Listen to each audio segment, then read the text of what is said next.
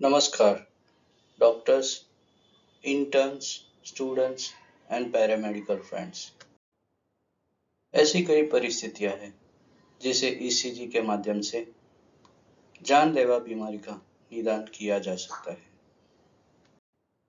और समय पर सारवार से व्यक्ति की जिंदगी बच जाती है। तो मैं डॉक्टर अजय पारेख आपके लिए हिंदी में ईसीजी इंटरप्रिटेशन लेके आया हूँ। तो चलिए जानते हैं ईसीजी कैसे पढ़ा जाता है। यह जानने से पहले आइए हृदय के बारे में जानते हैं। यह है राइट एट्रियम, यह है लेफ्ट एट्रियम, यह है राइट वेंट्रिकल और यह है लेफ्ट वेंट्रिकल। यह है हृदय का नेचुरल पेसमेकर, ऐसे नोड जिससे इलेक्ट्रिक इम्पल्स जनरेट होते हैं जो एवी नोड पर पहुंचते हैं और एवी नोड से बंडल ऑफ हीस द्वारा राइट बंडल ब्रांच और लेफ्ट बंडल ब्रांच से राइट और लेफ्ट वेंट्रिकल तक इलेक्ट्रिक इम्पल्स पहुंचते हैं।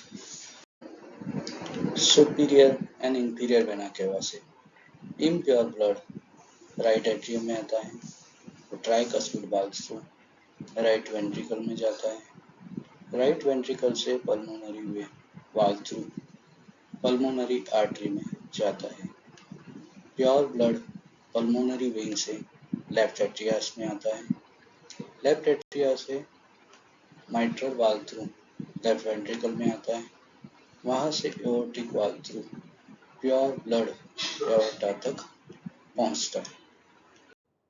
हृदय की 5 तरंगें होती है, उसमें P wave, Q wave, R wave, S wave and T wave, जो आमतौर पर हृदय की विभिन्न गतिविधियों से उत्पन्न होती है। इन 5 तरंगों में पी वेव एट्रिया के डीपोलराइजेशन से पैदा होती है, क्यूआरएस वेव वेंट्रिकल डीपोलराइजेशन से पैदा होती है और टी वेव वेंट्रिकुलर रीपोलराइजेशन से उत्पन्न होती है। यहाँ आप देख सकते हैं टी वेव एट्रियल डीपोलराइजेशन से, क्यूआरएस वेंट्रिकुलर डीपोलराइजेशन और टी वेव वेंट्रिकुलर रीपोलराइजेशन से पैदा होती है। अब हम सीखेंगे लीड को प्लेसमेंट कैसे करते हैं। इसके लिए हमें याद रखना है ride your green bicycle. Right upper arm में रेड, लेफ्ट अपर आर्म में येलो, लेफ्ट लोअर लिम्ब में ग्रीन और राइट पैर में ब्लैक। ऐसे याद रखना है ride your green bicycle. V1 to V6 के लिए, V1 to V3 के लिए ट्रैफिक लाइट के कलर याद रखने हैं, जैसे red, yellow and green. V1 के लिए रेड, V2 के लिए येलो और V3 के लिए ग्रीन। और V4 to V5, V6 के लिए BOP याद रखना है। V4 में ब्लू, V5 में ऑरेंज कलर और V6 में पर्पल कलर होगा, जो हमें इस तरह से याद रखना है। तो हम याद रखेंगे लिम्ब लीड के लिए ride your green bicycle, V1 to V3 के लिए traffic lights and V4 to V6 के लिए BOP। नॉर्मली ईसीजी में 12 लीड होती है, जिसमें लीड 1, लीड 2 और लीड 3, इसे हम कहते हैं bipolar lead. AVR, AVL and AVF, जिसे हम कहते हैं augmented lead. V1, V2, V3, V4, V5 and V6, इसे हम कहते हैं चेस्ट लीड। इन 12 लीड में जो 3 बाइपोलर लीड है, जिसमें राइट आर्म से लेफ्ट आर्म तक लीड 1, राइट आर्म से left leg lead 2 and left arm से लेफ्ट लेग तक लीड 3। ऑगमेंटेड लीड में हृदय से राइट आर्म तक AVR, हृदय से लेफ्ट आर्म तक AVL और हृदय से फूट की तरफ जो होती है उसे AVF कहते हैं। चेस्ट लीड जो होती है उसमें V1 एंड V2 हृदय के सेप्टल पार्ट को रिप्रेजेंट करता है।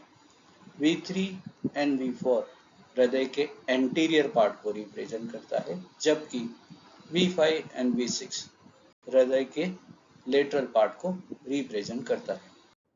ECG में कैलिब्रेशन जानने के लिए हमें एक बार देखना होता है जिसकी हाइट 2 बड़े बॉक्स जितनी और जिसकी लंबाई एक बड़े बॉक्स जितनी होती है। ECG में कैलिब्रेशन ECG के कोई भी एंड पे इस तरह कॉलम या बार की तरह हमें दिखाई देंगे।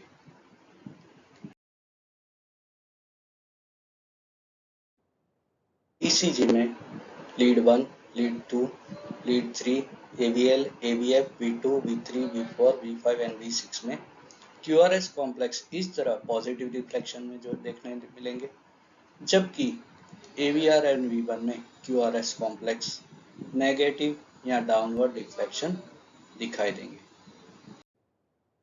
हार्ट रेट जानने से पहले हमें ये जानना जरूरी है कि हार्ट की रिदम रेगुलर है या इरेगुलर।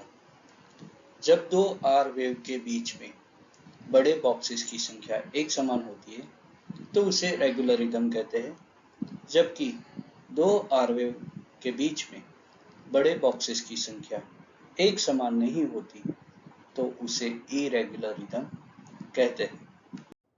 ECG की नॉर्मल स्पीड 25 mm प्रति सेकंड होती है। इस हिसाब से 25 mm is equal to 1 second. वैसे ही 5 mm की वैल्यू 0.2 सेकंड होती है और 1 mm की वैल्यू 0.04 सेकंड। यहाँ आप देख सकते हैं एक छोटे बॉक्स की वैल्यू 0.04 सेकंड और एक बड़े बॉक्स की वैल्यू 0.20 सेकंड। वैसे ही हाइट में एक छोटे बॉक्स की वैल्यू 0.1 मिलीवॉट एंड एक बड़े बॉक्स की वैल्यू हाइट में 0.5 मिलीवॉल्ट। तो दोस्तों आप यहाँ देख सकते हैं 1 mm is equal to 0.04 second and 5 mm is equal to 0.20 second. वैसे ही हाइट में 5 mm की वैल्यू 0.5 मिलीवॉल्ट होती है। तो दोस्तों ठीक उसी तरह 5 बड़े बॉक्स की वैल्यू 1 सेकंड, 30 बड़े बॉक्स की वैल्यू 6 सेकंड और 300 बड़े बॉक्स की वैल्यू 60 सेकंड यानी कि 1 मिनट होती है। रेगुलर रिदम के लिए हार्ट रेट जानने के लिए 300 बड़े बॉक्स में QRS कॉम्प्लेक्स की संख्या, तो इसका स्लोगन है 300 divided by number of big boxes between two R wave. तो यहाँ आप देख सकते हैं पहले और दूसरे बॉक्स आर वेव के बीच में एक बड़ा बॉक्स है तो उसकी हार्ट रेट होगी 300। यहाँ दो आर वेव के बीच में बड़े बॉक्स 2 है तो 300 डिवाइडेड बाय 2 तो उसका हार्ट रेट होगा 150। और यहाँ दो आर वेव के बीच में बड़े बॉक्सेस 3 है तो इसका हार्ट रेट होगा 100। यहाँ दो आर वेव के बीच में बड़े बॉक्सेस 4 है तो 300 डिवाइडेड बाय 4 तो इसका हार्ट रेट 75। वैसे ही यहाँ दो आर वेव के बीच में 5 बड़े बॉक्स है तो इसका हार्ट रेट होगा 60। जबकि अनियमित इरेगुलर रिदम हो तो हार्ट रेट जानने के लिए number of waves in 30 boxes into multiply by 10। तो यहाँ एक रिदम है जिसमें 30 बड़े बॉक्सेस है। यहाँ देख सकते हैं 1 2 3 4 5 6 7 8 9 10 11 12 13 14 15 16 17 18 19 20 21 22 23 24 25 26 27 28 29 and 30 बिग बॉक्स में आर वेव 1 2 3 4 5 6 7 8 9 and 10। तो ये 10 मल्टीप्लाई बाय 10 तो इसका हार्ट रेट होगा 100।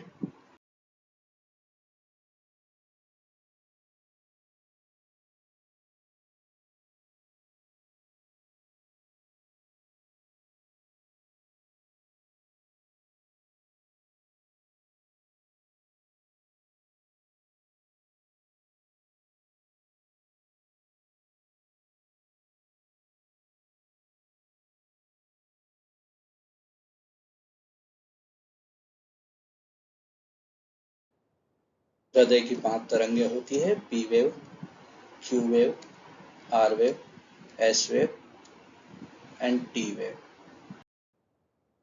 ईसीजी में सामान्य वैल्यू इस प्रकार होती है जिसे हमेशा याद रखने की जरूरत होती है, जैसे heart rate 60 to 100 beat per minute, PR interval 0.12 से 0.20 सेकंड, क्यूआरएस इंटरवल 0.06 सेकंड से 0.10 सेकंड और क्यूटी इंटरवल आरआर इंटरवल से आधे से भी कम होता है और एसटी सेगमेंट 0.08 सेकंड होता है।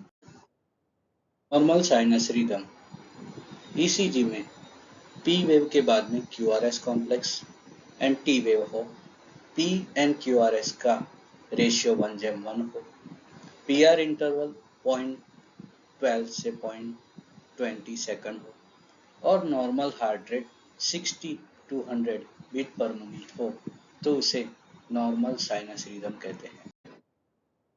यदि हार्ट रेट 60 से कम होता है तो उसे ब्रैडिकार्डिया कहते हैं और यदि हार्ट रेट 100 से ज़्यादा होता है तो उसे टैकीकार्डिया कहते हैं। इस ईसीजी में देखिए हृदय की गति, तो 2 आर वेव के बीच में बिग बॉक्स 3 है तो 300 डिवाइडेड बाय 3, तो इसका हार्ट रेट 100 है जिसे टैकीकार्डिया कहते हैं। इस ईसीजी को देखिए, यहाँ 2 आर वेव के बीच में 1, 2, 3, 4, 5, 6 और 7 बड़े बॉक्स हैं तो इसका हार्ट रेट 300 डिवाइडेड बाय 7 जबकि 42.8, तो इसे ब्रैडिकार्डिया कहते हैं। अगर ईसीजी में 3 से 5 बड़े बॉक्स है 2 आर वेव के बीच में तो उसे नॉर्मल कहते हैं। अगर 2 आर वेव के बीच में 5 से ज़्यादा बॉक्सेस है तो उसे ब्रैडिकार्डिया कहेंगे और अगर 2 आर वेव के बीच में बड़े बॉक्सेस 3 से कम होते हैं तो उसको टैकीकार्डिया कहेंगे। अब हम एक्सिस डेविएशन देखेंगे। अगर लीड 1 और लीड एवीएफ में क्यूआरएस कॉम्प्लेक्स इस तरह पॉजिटिव रिफ्लेक्शन है तो उसे नॉर्मली नो एक्सिस डेविएशन कहते हैं और यदि क्यूआरएस कॉम्प्लेक्स लीड 1 में नेगेटिव और लीड एवीएफ में पॉजिटिव है, यानी कि दोनों एक दूसरे की तरफ आते हैं, राइट रीचिस, तो उसे राइट एक्सिस डेविएशन कहेंगे। और अगर क्यूआरएस कॉम्प्लेक्स लीड 1 में पॉजिटिव और लीड एवीएफ में नेगेटिव, यानी कि दोनों एक दूसरे से दूर, जिसको लेफ्ट लीव्स कहेंगे, तो उसको लेफ्ट एक्सिस डेविएशन कहते हैं। तो चलिए दोस्तों अब पी वेव की एबनॉर्मलिटी देखते हैं। Normally P wave 2.5 mm length और हाइट में होता है। अगर उसकी हाइट 3 mm से ज़्यादा होती है तो उसको राइट एट्रियल हाइपरट्रॉफी कहते हैं और अगर उसकी लेंथ 3 mm से ज़्यादा होती है तो उसको लेफ्ट एट्रियल हाइपरट्रॉफी कहते हैं और ये हम लीड 2 एंड लीड V1 में देखेंगे। पी वेव की मॉर्फोलॉजी देखते हैं। अगर उसकी हाइट बढ़े तो राइट एट्रियम और अगर उसकी लेंथ बढ़े तो लेफ्ट एट्रियम में हाइपरट्रॉफी होती।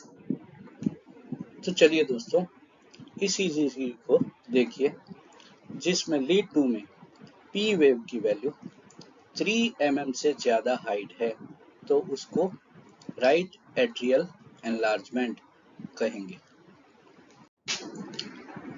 इस ईसीजी को देखिए जिसमें लीड 2 में पी वेव की वैल्यू 3 mm से ज़्यादा लेंथ है तो उसको लेफ्ट एट्रियल एनलार्जमेंट कहेंगे। तो चलिए दोस्तों इस ईसीजी को देखिए जिसमें पी वेव एब्सेंट है। यहाँ एक दूसरा ईसीजी है जिसमें भी पी वेव एब्सेंट है। तो ये दोनों एग्जाम्पल है एट्रियल फिब्रिलेशन और वेंट्रिकुलर टैकीकार्डिया के। तो चलिए अब क्यूआरएस कॉम्प्लेक्स की एबनॉर्मलिटी देखेंगे। नॉर्मली क्यूआरएस कॉम्प्लेक्स 2.5 mm जितनी विड्थ होती है। अगर V1 एंड V2 में M पैटर्न और V5 V6 में W पैटर्न होता है तो उसको राइट बंडल ब्रांच ब्लॉक कहते हैं। V1 V2 में M पैटर्न एंड V5 6 में W पैटर्न। तो इसको याद करने के लिए हम याद रखेंगे मैरो। इस ECG को देखिए, यहाँ V1 एंड V2 में M पैटर्न होता है तो इसको राइट बंडल ब्रांच ब्लॉक कहेंगे। QRS कॉम्प्लेक्स की दूसरी मॉर्फोलॉजी, जिसमें नॉर्मली QRS कॉम्प्लेक्स 2.5 mm जितनी विड्थ होती है। अगर V1 एंड V2 में W pattern and V5 and V6 में M पैटर्न बनती है तो इसे लेफ्ट बंडल ब्रांच ब्लॉक कहते हैं। तो इसके लिए हमें याद रखेंगे विलियम। V1 V2 में W pattern and V5 V6 में M पैटर्न। इस ECG को देखिए, जिसमें V6 में QRS कॉम्प्लेक्स में M पैटर्न बनता है और QRS की लेंथ 3 mm से ज्यादा है तो इसे लेफ्ट बंडल ब्रांच ब्लॉक कहेंगे। तो चलिए left and right ventricular hypertrophy देखेंगे। अगर V1 में R वेव S वेव से ज्यादा है तो उसे राइट वेंट्रिकुलर हाइपरट्रॉफी कहेंगे। एंड V1 में S वेव एंड V5-6 में R वेव दोनों की वैल्यू 7 बड़े बॉक्स से ज्यादा होती है तो उसे लेफ्ट वेंट्रिकुलर हाइपरट्रॉफी कहेंगे। इस ECG को देखिए, जिसमें V1 में R वेव S वेव से ज्यादा लंबी है तो उसे राइट वेंट्रिकुलर हाइपरट्रॉफी कहेंगे। अब इस ECG को देखिए, जिसमें V1 में S वेव एंड V5-6 में R वेव दोनों की वैल्यू 7 बड़े बॉक्स से ज्यादा है तो उसे लेफ्ट वेंट्रिकुलर हाइपरट्रॉफी कहते हैं। सामान्यतः ST सेगमेंट बेस लाइन पर होता है। अगर ST segment lead 1, lead 2 and lead 3 में 2 mm से ज्यादा अधिक ऊपर और लीड V1 टे V6 में 1 mm से अधिक ऊपर की तरफ हो तो उसे ST सेगमेंट एलिवेशन कहते हैं। ST segment depression up sloping, down sloping और हॉरिजॉन्टल इस तरह होता है। सामान्यतः ST सेगमेंट इस तरह एलिवेशन दिखाई देता है। यदि ST elevation lead 1, lead AVL and 5-6 में होता है तो उसे लेटरल वॉल MI कहते हैं। यदि ST elevation lead 2, lead 3 and lead AVF में होता है तो उसे इंफीरियर वॉल MI कहते हैं। और यदि ST elevation lead V1 and lead V2 में होता है तो उसे सेप्टल वॉल MI कहते हैं। और अगर ST elevation lead V3 and V4 में होता है तो उसे एंटीरियर वॉल MI कहते हैं। MI के लिए हम याद रखेंगे I show a Lions pose, I for inferior, उसके लिए lead 2, lead 3 and lead AVF में ST एलिवेशन होगा। सो फॉर सेप्टल, जिसमें लीड V1 एंड V2 में ST एलिवेशन होगा। और for anterior V3 and V4 में ST एलिवेशन होगा। लायंस फॉर लेटरल, जिसमें लीड V5 एंड V6 में ST एलिवेशन होगा। पॉ फॉर पोस्टीरियर, जिसमें lead V1, V2, V3 and V4 में ST डिप्रेशन होगा। तो हम याद रखेंगे I show a Lions pose. देखिए और बताइए यह किस प्रकार का MI है। इसमें लीड 2, लीड 3 एंड AVF में ST एलिवेशन है तो उसको इंफीरियर वॉल MI कहेंगे। देखिए और बताइए यह किस प्रकार का MI है, जिसमें lead V1, V2, V3 and V4 में तो इसको एंटेरोसेप्टल वॉल MI कहेंगे। देखिए और बताइए ये किस प्रकार का MI है, जिसमें ST elevation lead V1, AVL, V5 and V6 में है, तो इसे क्या कहेंगे? Lateral wall MI। Year interval normal value 3 से 5 mm या 3 से 5 छोटे बॉक्स होते हैं। अगर उसकी PR इंटरवल की लेंथ 2.5 mm से कम होती है तो उसे WPW सिंड्रोम और LGL सिंड्रोम कहते हैं। यहाँ इस ECG में PR इंटरवल 2.5 mm से कम है और एक एक्सेसरी पाथवे डेवलप होता है जिससे P वेव के बाद में तुरंत ही QRS कॉम्प्लेक्स डेवलप हुआ है, तो इसे LGL सिंड्रोम कहेंगे। यहाँ दूसरे ECG में PR इंटरवल शॉर्ट है तो इसे LGL सिंड्रोम कहेंगे। AV ब्लॉक को समझने के लिए एक कहानी से माध्यम से हम समझते हैं, जिसमें P वेव एक वाइफ है और QRS कॉम्प्लेक्स एक हस्बैंड है। अगर हस्बैंड और वाइफ में दोनों में लड़ाई हो जाती है, means wife P wave regular आती है और हस्बैंड QRS कॉम्प्लेक्स है जो हर बार थोड़ा लेट आता है, तो इससे PR इंटरवल प्रोलॉन्ग होता है, तो जिसको फर्स्ट डिग्री AV ब्लॉक कहते हैं। अब दूसरी एक कंडीशन है जिसमें P वेव मीन्स वाइफ हर रोज रेगुलर समय पे आती है, पर पति QRS कॉम्प्लेक्स हर बार थोड़ा 1 घंटा और लेट आता है, जैसे पहले 6 बजे, फिर 7 बजे और 8 बजे, और चौथे दिन आता ही नहीं, ड्रॉप हो जाता है QRS कॉम्प्लेक्स, तो इसे second degree type 1 movies type 1 AV block कहेंगे।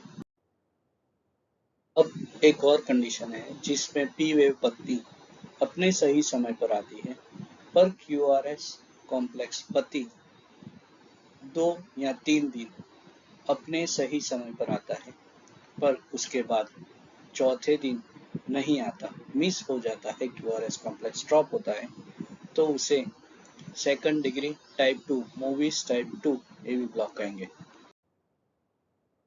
अब एक चौथी कंडीशन है जिसमें पत्नी P वेव एंड पति QRS कॉम्प्लेक्स अपने निर्धारित समय में कभी भी आते नहीं, वो किसी भी समय आ जाते हैं, तो उसे थर्ड डिग्री AV ब्लॉक कहेंगे। तो देखिए, अगर PR इंटरवल प्रोलॉन्ग होता है तो उसको फर्स्ट डिग्री AV ब्लॉक कहते हैं। PR इंटरवल प्रोलॉन्ग होता है, लॉन्गर एंड लॉन्गर होता है, और उसके बाद QRS कॉम्प्लेक्स ड्रॉप होता है, तो उसे मूवीज टाइप 1 AV ब्लॉक कहेंगे। और अगर PR इंटरवल प्रोलॉन्ग कॉन्स्टेंटली होता है एंड एक QRS कॉम्प्लेक्स ड्रॉप होती है, उसको मूवीज टाइप 2 AV ब्लॉक कहेंगे। और अगर PR interval P and QRS complex अपने हिसाब से इरेगुलरली आते हैं, तो उसको थर्ड डिग्री AV ब्लॉक कहेंगे। तो दोस्तों, अगर ये वीडियो आपको पसंद आया है तो don't forget to like, share and subscribe.